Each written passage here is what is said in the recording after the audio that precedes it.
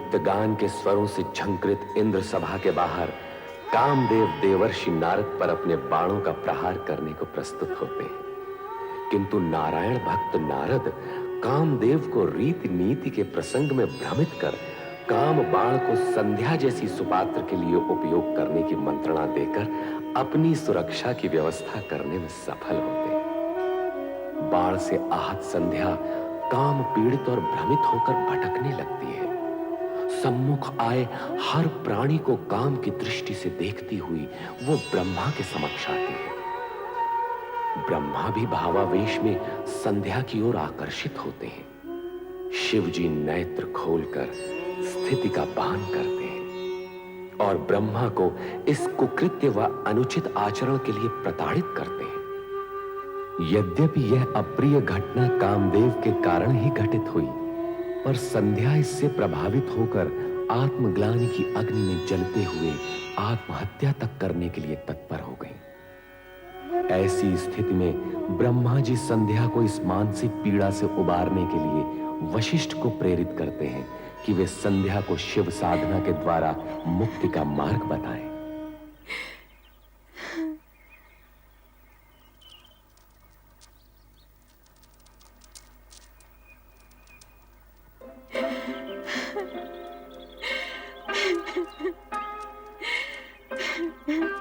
देवी संध्या, मैं वशिष्ठ ऋषि हूं। सृष्टिकर्ता ब्रह्मा जी ने मुझे तुम्हारे पास तुम्हारे क्रोध शोभ शमन के निमित्त भेजा। जब मेरे इष्ट देव शिव शंकर जी मुझसे कुपित हो गए हैं, तो मेरे इस जीवन का अर्थ ही क्या है? क्रोध शोभ शमन के उपरांत भी मेरे होने का क्या प्रयोजन? तुम्हारी प्रश्न पहली में ही तुम्हारा उत्तर भी है। अर्थात इष्ट देव शिव शंकर जी का कोप यदि तुम्हारा दुख है, तो उन्हीं की प्रशंसा से तुम्हारा सुख भी हो सकता है।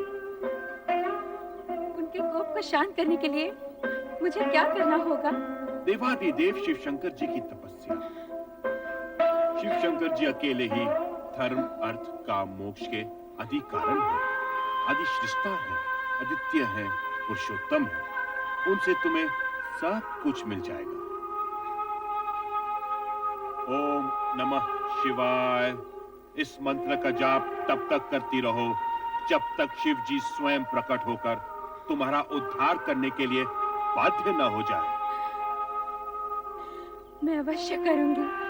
अपने चित्त में ऐसा शुभ उद्देश्य लेकर तुम देवादिदेव शिव शंकर जी का चिंतन करो कि वो तुमसे प्रसन्न होकर स्वयं तुम्हें तुम्हारा अभिष्ट फल प्रदान करे। आपके मार्गदर्शन के लिए मैं अत्यंत आभारी हूँ। आपके आदेशानुसार शिव आराधना करके देवाधिदेव शिव शंकर जी को मैं अवश्य प्रसन्न करूंगी।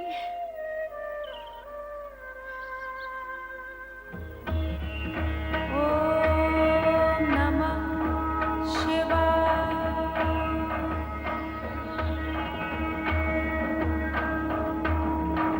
ओम नमः शिवाय। ओम नमः शिवाय। ओम नमः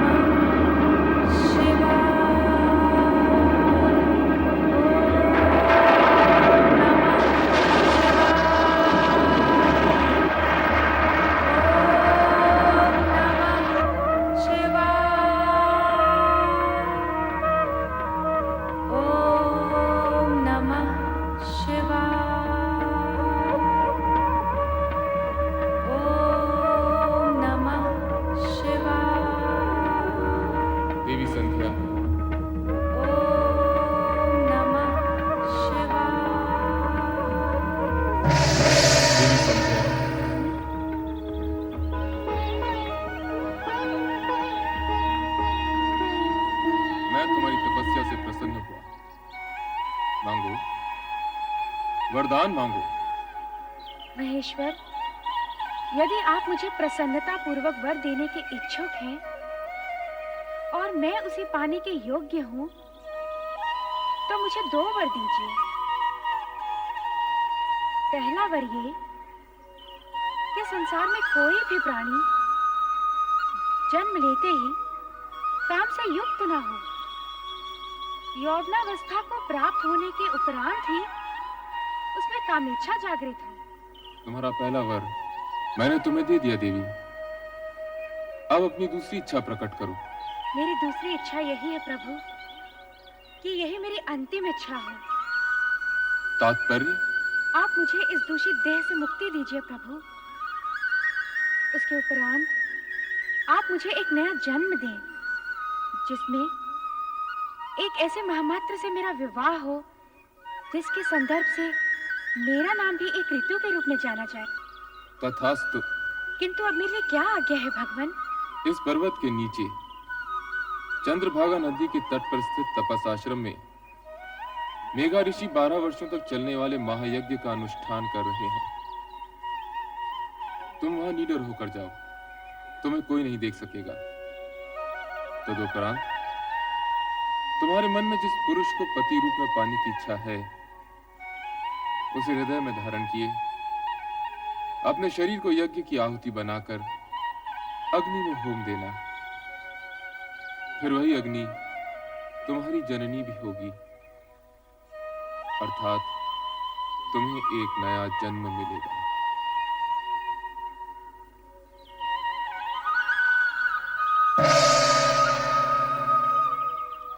मेघा ऋषि, ओम आदित्याय नमः। स्वाहा। ओम आदित्याय नमः। स्वाहा। ओम आदित्याय नमः। स्वाहा। ओम आदित्याय नमः। स्वाहा। ओम आदित्याय नमः। स्वाहा। ओम सदाशिव का आशीर्वाद प्राप्त कर उन्हीं के बताए मार्ग पर चलती देवी संध्या मेघा ऋषि के आश्रम पहुंच गईं, जहां महायज्ञ चल रहा था। सभी के लिए अस्तित्वहीन अदृश्य संध्या ओम नमः शिवाय का जाप करते हुए यज्ञाग्नि की ओर बढ़ती गई और अंततः उसी में समा गई। तत्पश्चात यज्ञ की अग्नि से उभरा लाल प्रकाश देखते ही देखते पूरी तरह 2 भागों में फैल जाता है। इस प्रकार संध्या का अस्तित्व 2 भागों में बंट गया, प्रातः संध्या और सायं संध्या। प्रातः संध्या देवताओं की आराधना के लिए और सायं संध्या पितरों के आह्वान के लिए। 2 क्षितिजों में फैली संध्या के दृश्य पर ओम नमः शिवाय के स्वर गूंजते हैं।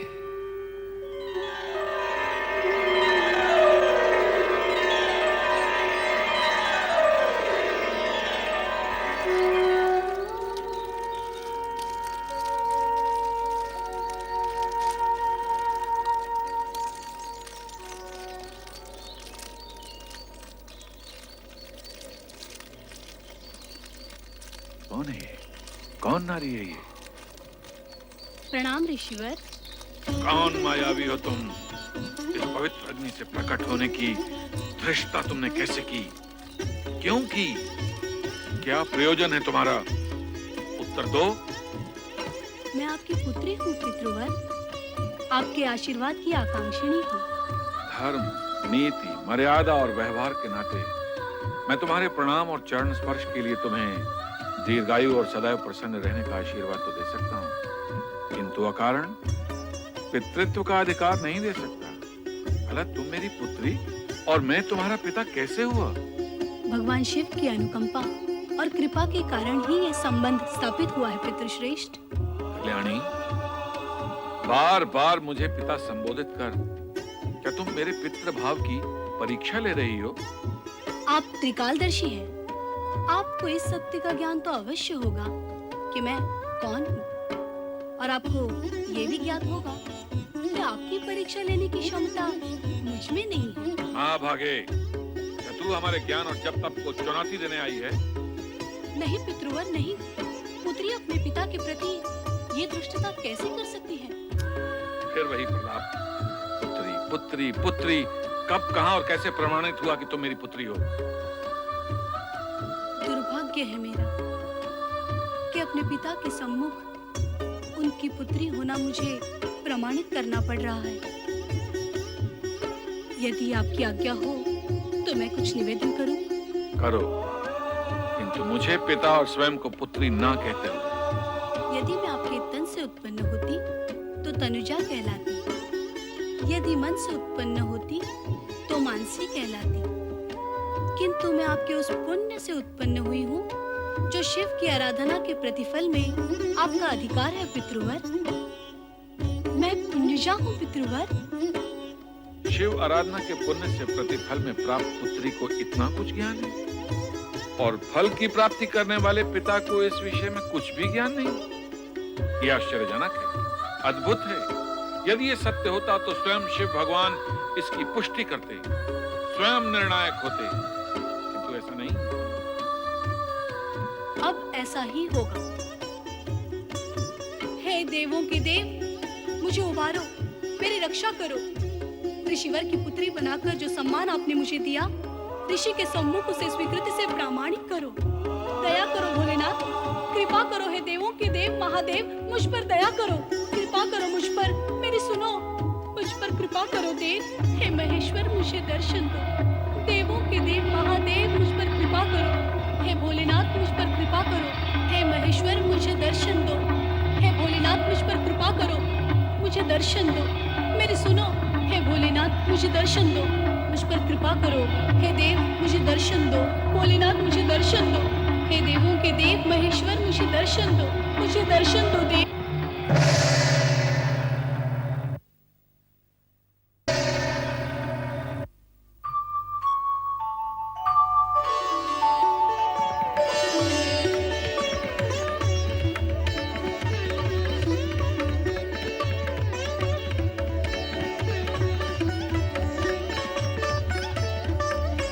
मेघऋषि, मेरा प्रकट होना पर्याप्त है अथवा भी आपको प्रमाण की आवश्यकता है?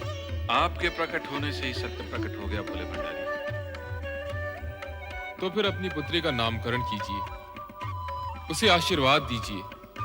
प्रभु, मैं आपकी आधी आज्ञा का ही पालन कर पाऊंगा। इसका नामकरण करके आशीर्वाद देने का कार्य तो स्वयं आप ही करेंगे। सूर्य की आभा है इसके मुख, अर्थात अरुण जैसी धरती से इसका मुखमंडल दीप्त है। इसलिए मैं इसका नाम अरुणधति निश्चित करता हूं। भगवान शिव शंकर की जय, देवी अरुंधति की जय, भगवान शिव शंकर की जय, देवी अरुंधति की जय। मेघऋषि, आपको देवी अरुंधति जैसी पुत्री प्राप्त हुई, इस सौभाग्य के लिए बधाई। अब इसका विवाह सप्त ऋषियों में विशिष्ट ऋषि वशिष्ठ के साथ कर इसके नाम को अमरता प्रदान करें। जो आज्ञा। भगवान शिव शंकर की जय, भगवान शिव शंकर की जय, भगवान शिव शंकर की जय। देवादिदेव भगवान शिव का वरदान पाकर अरुंधति का भविष्य प्रशस्त हुआ और उनके वरदान स्वरूप ही सप्त ऋषियों में विशिष्ट ऋषि वशिष्ठ के साथ उनका विवाह निश्चित हुआ।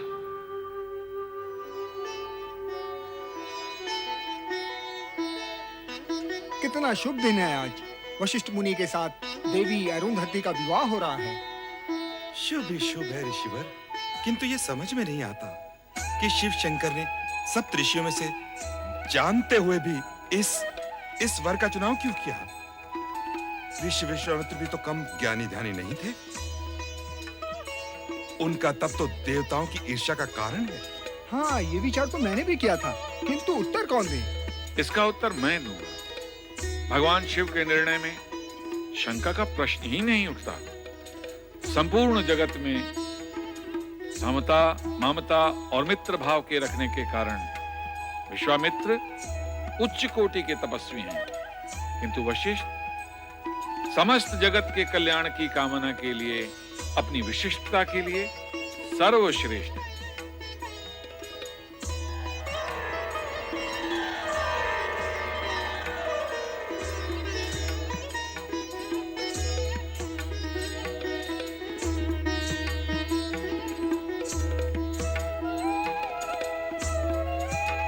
हे प्रभु, इस शुभ घड़ी में आपके आगमन की हम व्यग्रता से प्रतीक्षा कर रहे थे। ऋषिवर, पुत्री अरुंधति को मंडप में लाइए।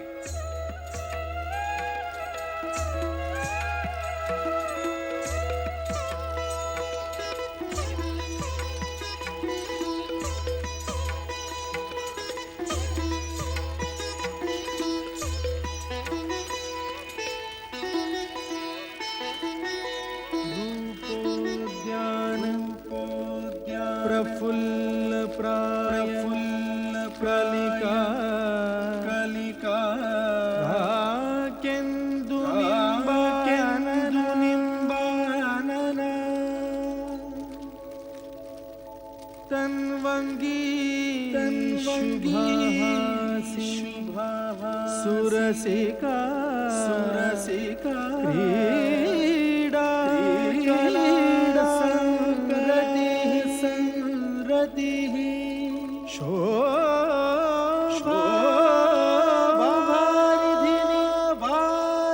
मूल्यमणि लावण्यलीलामणि शंछायाभाषिणि